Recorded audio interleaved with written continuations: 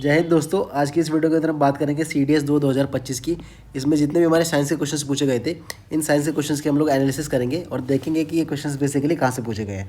तो चलिए अपनी वीडियो को स्टार्ट करते हैं। सबसे पहला क्वेश्चन दोस्तों देखते हैं क्या पूछा है। ये इसने फिजिक्स सेक्शन से पूछा है कि the rule to determine the direction of current induced in a coil due to its rotation in the magnetic field is. तो यहाँ पे इंड्यूस करंट जो हमारा होता है कॉल के अंदर, वो इसने पूछा है। तो option number C, Fleming's right hand rule, that is the correct option.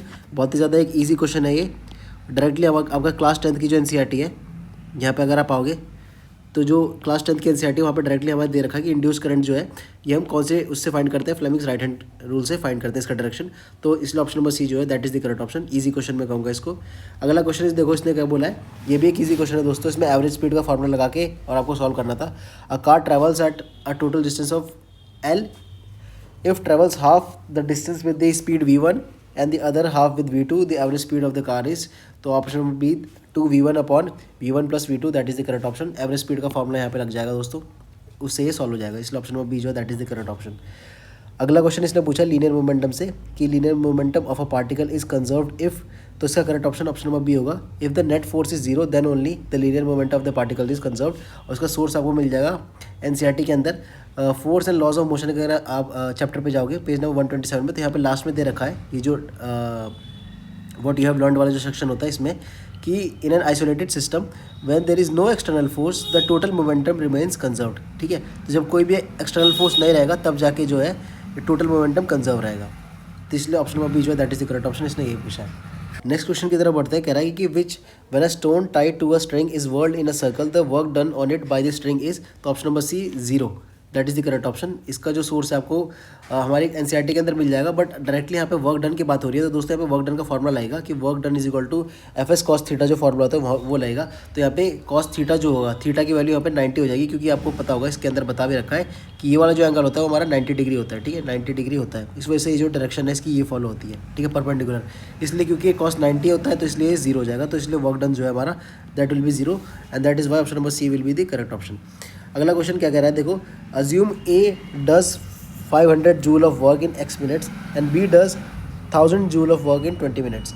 If the power delivered by A is P1 and B is P2 and P is equal to twice of P2, P1 is equal to twice of P2, then x in minute is what. तो ये दोस्तों basically हमारा ये rate of doing work वाले section से है। यहाँ पर अगर आप आओगे तो वर्क एंड एनर्जी वाला जो चैप्टर है पेज नंबर 155 पे, तो यहाँ पे जो रेट ऑफ डूइंग वर्क है यानी कि पावर, उस वाले सेक्शन से बेसिकली क्वेश्चन पूछा गया है। ठीक है, तो पावर यहाँ पे देख सकते हो, power is equal to work upon time. ठीक है, कि आपने कितना काम किया एक पर्टिकुलर टाइम के अंदर। तो यहाँ पे अगर हम इस चीज़ को, यही फॉर्मूले को बस इसमें पुट करें तो हमारा क्या निकल के आएगा देखो, P1 हमारा निकल के आ जाएगा 500 अपॉन x और P2 निकल के आएगा 1000 अपॉन 20। ठीक है, फिर हमें कंडीशन दे रखी है इन्होंने कि P1 is equal to twice of P2। ठीक है, यहाँ पे देख सकते हो P1 is equal to twice of P2। ठीक है, तो P1 हमारा ट्वाइस ऑफ P2 है, तो बस इसे हम इनकी वैल्यूज़ रख देंगे। 500 upon x is equal to 2 into 1000 upon 20, ये जो हमारा है P1 P2 की वैल्यू। तो यहाँ से हमारी x की वैल्यू 5 निकल के आ जाएगी और यही इसका करेक्ट ऑप्शन है दोस्तों। Option number B that is the correct option. ठीक है,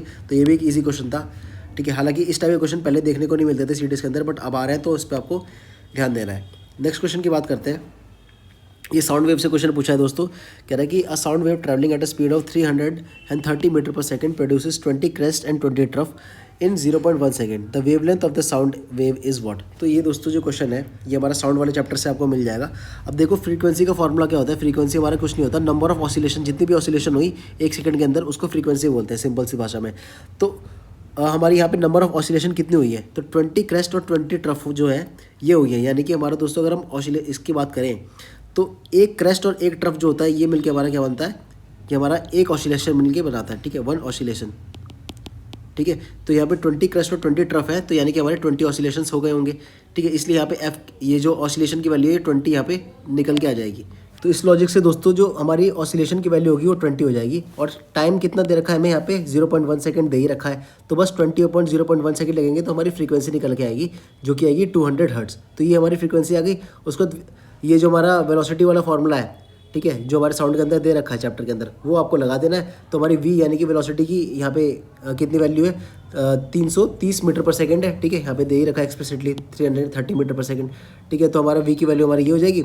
लैम्डा हमें पता करना है। ठीक है, यानी कि जो हमारा वेवलेंथ है बेसिकली, और म्यू हमारा कितना है 200, यानी कि जो फ्रीक्वेंसी है बेसिकली हमारी ये रही। तो बस यहाँ से हमारा जो इक्वेट करके जो आंसर आएगा वो 1.65 जो है वो आएगा, इसलिए ऑप्शन नंबर सी जो है that is the correct option. आगे बात करते हैं an X-ray can be deflected, तो इसका जो करेक्ट ऑप्शन होगा ऑप्शन नंबर डी होगा कि neither by electric field nor by magnetic field. ठीक है, जो एक्सरे होता है ये किसी से भी डिफ्लेक्टेड नहीं होगा। ठीक है, क्योंकि ये हमारी इलेक्ट्रोमैग्नेटिक वेव्स होती हैं और इलेक्ट्रोमैग्नेटिक वेव्स के लिए कोई भी हमें मीडियम नहीं चाहिए होता है, कोई भी मीडियम हमें नहीं चाहिए होता है ट्रैवल करने के लिए। ऑप्शन नंबर डी जो है that is the correct option दोस्तों। हाँ, पर इसका जो डायरेक्ट सोर्स है आपको डायरेक्ट सोर्स एनसीईआरटी के अंदर देखने को नहीं मिलेगा।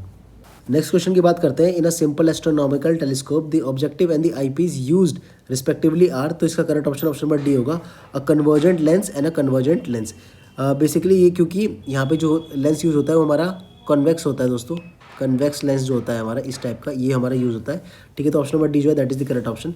और इसका जो सोर्स आपको है हायर स्टैंडर्ड की बुक के अंदर मिलेगा, क्लास 12 के अंदर। यहाँ पे देख सकते हो कि जो रिफ्रैक्टिंग टेलीस्कोप जो होते हैं यूज़ होते हैं हमारे एस्ट्रोनॉमिकल ऑब्जर्वेशन में, वहाँ पे हमारा कन्वर्जेंट और कन्वर्जेंट ही यूज़ होता है। देखो ऑब्जेक्टिव भी हमारा कन्वर्जेंट है और आईपीस भी हमारा कन्वर्जेंट है, इसलिए ऑप्शन नंबर डी जो है that is the correct option. आगे बात करते हैं इजी क्वेश्चन कि ट्विंकलिंग ऑफ स्टार किसकी वजह से होता है, तो रिफ्रैक्शन की वजह से होता है। ये बहुत बार सीडीएस के अंदर रिपीट किया गया है, तो ऑप्शन नंबर बी जो है that is the correct option है। एंड इसका सोर्स की बात करें तो क्लास 10 के एनसीईआरटी के अंदर आपको मिल ही जाएगा कि twinkling of star is due to the atmospheric refraction of starlight. ठीक है, तो इसलिए ऑप्शन नंबर बी जो है that is the correct option है। अगला क्वेश्चन दोस्तों डिफिकल्ट क्वेश्चन है, छोड़ने लायक क्वेश्चन था। ठीक है, इसको करके आने की कोई ज़रूरत नहीं थी अगर आपको नहीं आता है। कि इसने बोला कि went the graph generator generates what, तो इलेक्ट्रोस्टैटिक करंट जो है ये इलेक्ट्रोस्टैटिक चार्ज जो है that is the correct option option number A, but आप इसे लीव कर सकते थे क्योंकि काफ़ी ज़्यादा डिफिकल्ट क्वेश्चन है। आगे बात करते हैं। अगला क्वेश्चन हमारा कह रहा है कि which one of the following metals is widely extracted by the electrolysis of its molten compounds, तो इसका correct option option number D होगा Na जो है that is the correct option. तो यहाँ पे इसका जो डायरेक्ट सोर्स है आपको मिल जाएगा। वैसे डायरेक्ट सोर्स की बात करोगे तो क्लास 12 की जो एनसीईआरटी है चैप्टर नंबर 2 इलेक्ट्रोकेमिस्ट्री, वहाँ पे आपको मिलेगा।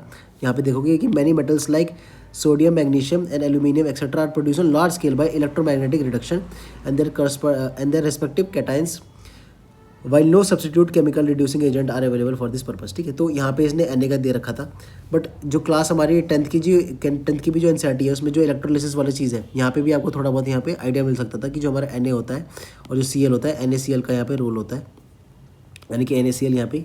तो इस हिसाब से इस लॉजिक से आप Na यहाँ पे मार्क कर सकते थे। ठीक है, तो इसका correct option option number D था। आगे बात करते हैं which of the following is not a property of graphene, की ग्रेफीन की यहाँ पे कौन सी प्रॉपर्टी नहीं है। इस क्वेश्चन का भी दोस्तों में डायरेक्ट सोर्स हमें मिला नहीं है। ठीक है, कोई डायरेक्ट सोर्स हमें मिला नहीं है, तो ये वाला भी आप छोड़ सकते थे। बाकी इसका correct option option number D है। इसमें थोड़ा बहुत आप लॉजिक ये लगा सकते थे क्योंकि जो ग्रेफीन है अगर आपको पता है कि ये कंडक्टिंग मटेरियल होता है ग्रेफीन, तो फिर ये जो ऑप्शन नंबर डी है ये अपने आप ही आपका जो है करेक्ट ऑप्शन हो जाता है, क्योंकि इसने पूछा नॉट करेक्ट। क्योंकि अगर जो कंडक्टिव मटेरियल होगा तो उसके जो बैंड गैप होगा वो ज़्यादा नहीं होगा। ठीक है, कम बैंड गैप होगा क्योंकि वो कंडक्टिंग है, इसलिए ऑप्शन नंबर डी जो है that is the correct option. But जो नॉन साइंस वाले बैकग्राउंड थे वो छोड़ भी सकते थे। आगे बात करते हैं। देखो आगे क्या कह रहा है कि why do plastic do not degrade, कि भैया प्लास्टिक जो है वो डिग्रेड क्यों नहीं होते हैं। तो इसका correct option option number B है क्योंकि उनके पास कोवेलेंट बॉन्ड्स जो होते हैं उसकी वजह से प्लास्टिक डिग्रेड नहीं होते हैं। ये वाला क्वेश्चन के भी डायरेक्ट सोर्स आपको मिलेगा नहीं। आगे बात करता हूँ, किसने पूछा कि which of the following is the correct chemical composition of carboxylic acid. तो ये वाला क्वेश्चन दोस्तों बहुत ज़्यादा इजी क्वेश्चन है। कार्बोक्सिलिक एसिड कौन सा है, तो जहाँ पे COOH लग जाए वही कार्बोक्सिलिक एसिड का ग्रुप है। तो ऑप्शन नंबर सी जो है that is the correct option. आपको साइंस के अंदर ये मिल ही जाएगा, क्लास 10 के एनसीईआरटी के अंदर मिल जाएगा। यहाँ पे देख सकते हो ये वाला जो फंक्शनल ग्रुप वाला जो चार्ट है इसके अंदर भी आपको मिल जाएगा कि जो कार्बोक्सिलिक एसिड होता है इसका जो वो होता है हमारा सफिक्स होता है वो COOH होता है। ठीक है, तो ऑप्शन नंबर डी जो है दैट इज सी जो है that is the correct option. Next बात करते हैं विच one of the following statement is not correct for benzene. Benzene के संदर्भ में इनमें से कौन सी स्टेटमेंट सही नहीं है। तो इसका correct option option number D है दोस्तों कि इट हैज़ 6 आइसोमर। ये वाली चीज़ यहाँ पे सही नहीं है, इसलिए ऑप्शन नंबर डी जो है that is the correct option, क्योंकि यहाँ पे नॉट करेक्ट ही पूछा है। इसका सोर्स आपको दोस्तों हायर स्टैंडर्ड की बुक में मिलेगा, क्योंकि जो बेंजीन होता है बेसिकली हमारा क्या दिखाता है, हमारा रेजोनेंस दिखाता है। रेजोनेंस जो है वो दिखाता है। रेजोनेंस बेसिकली यही होता है कि क्योंकि बेंजीन का जो स्ट्रक्चर है वो हमारा हेक्सागोनल होता है, तो रेजोनेंस में यही होता है कि जो ये डबल बॉन्ड्स है हमारे ये शिफ्ट हो सकते हैं कि अभी फिलहाल ये यहाँ है तो ये आगे मूव कर सकता है यहाँ पे, जैसे यहाँ पे डिगा रखा है कि अब यहाँ पे आ गया, उसके बाद ये दोबारा यहाँ पे चले जाएगा। ठीक है, तो ये जो फिनोमेना इसको रेजोनेंस बोलते हैं। ठीक है, तो ये बेंजीन के अंदर पाया जाता है, इसलिए ऑप्शन नंबर डी जो है that is the incorrect option. यहाँ पे 6 आइसोमर्स नहीं होते हैं। अगला क्वेश्चन कह रहा है कि which one of the following is not a nitrogen fertiliser, कि इसमें से कौन सा जो है नाइट्रोजन का फर्टिलाइजर नहीं है। इसका भी दोस्तों डायरेक्ट सोर्स नहीं मिलेगा, बट आपको जो है थोड़ा बहुत कॉमन सेंस यहाँ पे लगाना पड़ेगी। बेसिकली नाइट्रोजन के फर्टिलाइजर में से कौन सा नहीं है, ये पूछा इसने। तो दोस्तों नाइट्रोजन जो है सी, वो नाइट्रोजन केवल अपने आप में ही फर्टिलाइजर नहीं है, ठीक है। N2 केवल अपने आप में फर्टिलाइजर नहीं है, इसको किसी और एलिमेंट के साथ भी ये एसोसिएट होगा, तब जाके फर्टिलाइजर के रूप में काम करेगा, ठीक है। इसलिए ऑप्शन नंबर सी जो है that is the correct option, केवल नाइट्रोजन नहीं होगा। आगे बात करते हैं दोस्तों, डिफिकल्ट क्वेश्चन है बिल्कुल। 107 की विच of the following general electronic configuration correctly represent a transition metal element. तो इसका ऑप्शन नंबर डी जो है that is the correct option. जो हम जैसे लोग जो साइंस बैकग्राउंड से थे, पीसीएम बैकग्राउंड से थे, उनके लिए भी ये डिफिकल्ट क्वेश्चन है, क्योंकि बहुत पहले हम लोगों ने ये पढ़ा था। खैर, तो ये क्वेश्चन आप छोड़ सकते थे। अगला क्वेश्चन बोला है कि variable oxidation number are possible for what. तो वेरिएबल मतलब एक से ज़्यादा तो एक से ज़्यादा ऑक्सीडेशन नंबर किसके लिए पॉसिबल है, तो आयरन के लिए पॉसिबल है दोस्तों। ऑप्शन नंबर सी जो है that is the correct option. यहाँ पे अगर आपने क्लास 9 के अंदर पढ़ा होगा तो थर्मिट रिएक्शन जो एक जो रिएक्शन होती है, थर्माइट रिएक्शन, जो हमारे काम करती है, उसमें क्या बोलते हैं, जो रेलवे ट्रैक की वेल्डिंग होती है उसके अंदर भी काम करता है, तो वो जो है आयरन से ही होता है। तो वहाँ से जो है आपको थोड़ा बहुत आइडिया लग सकता था। तो इसका करेक्ट ऑप्शन नंबर सी है। नेक्स्ट बात करते हैं दोस्तों, विच one of the following gas smells like रॉटन egg, कि सड़े हुए अंडे की तरह इसमें से किस एलिमेंट की जो है स्मेल होती है। तो हाइड्रोजन सल्फाइड जो है that is the correct option, option number B, ठीक है। इसका भी डायरेक्ट सोर्स आपको नहीं मिला है, बट ये प्रीवियस ईयर क्वेश्चन के थ्रू आप कर सकते थे।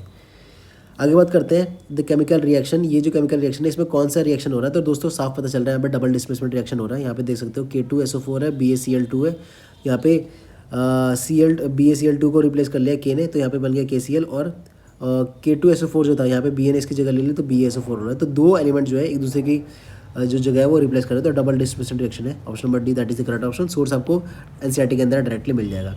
अगला क्वेश्चन भी दोस्तों इजी क्वेश्चन है। इसमें पूछा है कि which of the following is the correct scheme for the following classification of animals. तो ये भी ऑप्शन नंबर डी जो है that is the correct option. Phylum, class, order, family, genus and species हमारा डायरेक्टली एनसीईआरटी के अंदर मिल जाएगा आपको। डाइवर्सिटी इन लिविंग ऑर्गेनिज्म के अंदर जाओगे पेज नंबर 83 के, तो यहाँ पे आपको डायरेक्टली जो है लाइन बाय लाइन मिल जाएगा। तो इसका correct option option number C है। नेक्स्ट क्वेश्चन की बात करते हैं कि कह रहा है कि which of the following is an example of airborne disease, कि भैया हवा के रास्ते से कौन सी डिजीज फैलती है इनमें से। तो ट्यूबरक्लोसिस जो है that is the correct option, option number A. Tuberculosis is an airborne disease. Class 9 के एनसीईआरटी के अंदर दोस्तों आपको इसका सोर्स मिल जाएगा, 182 पेज नंबर के अंदर आप आओगे।